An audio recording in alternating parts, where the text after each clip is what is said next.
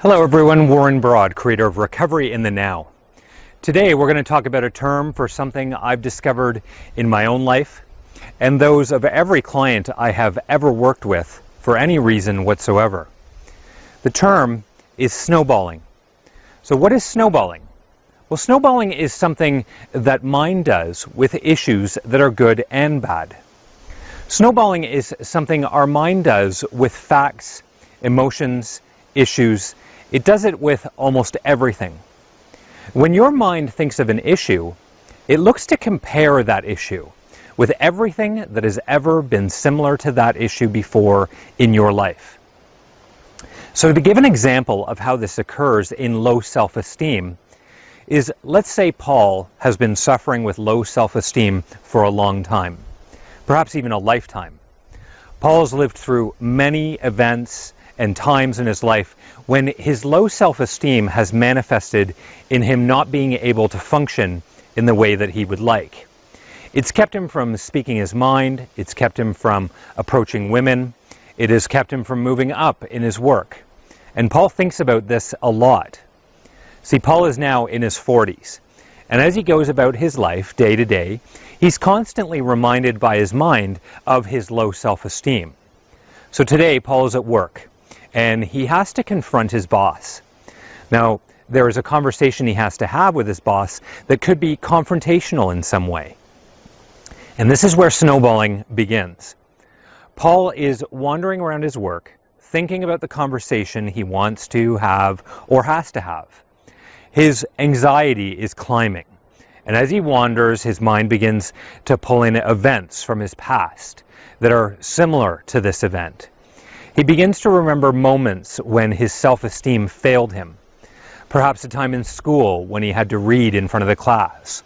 Perhaps a failed attempt with a woman, or an embarrassing moment in his 20s. And this begins to spiral, so that now his mind has a large mess of associations, all broadening and worsening his anxiety. So you see what has happened here. Now, Paul is no longer dealing with just one difficult situation. Now he's dealing with an entire lifetime of experiences, all wrapped up nicely by his mind. So now our mind is not inherently evil. It's not doing this with some malicious intent. In fact, the opposite is true. Mind is doing this to keep us safe. It's trying to keep us from incurring pain. And this is a major task that our mind takes on. It is its intent to produce this anxiety and fear to such a level that he'll give up and avoid the anxiousness and fear. So now if we relate this to addiction, we see the same thing happens. It can happen in many different ways. If it's surrounding a craving, instead of just being with that one craving, our mind will often begin snowballing. It will begin to remind you of other cravings you've had, or it'll go to experiences of your worst cravings. It might attach some events to that as well, and before you know it, you're sitting there with a mountain of thought. Bad mind. This is snowballing. This snowballing is the source of all overwhelm. Overwhelm comes from snowballing. It comes from when our mind has accumulated lots of events together and all their associated thoughts and feelings. So to give one more example, let's take depression. I suffered this one a lot. I would start with one traumatic event of my childhood, and then this would snowball. It would begin rolling. It would quickly pick up another traumatic event or depressing fact. This could actually go on for hours until eventually I was thinking about and holding on to my entire childhood in my mind. Years of issues, all swirling around, and no wonder I wanted to escape. To avoid snowballing, we must be aware.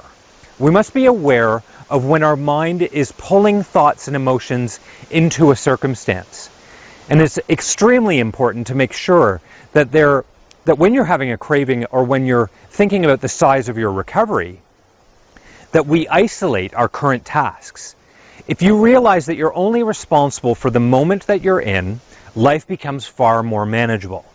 All you ever need to do in life is to be in the now. Be where you are now.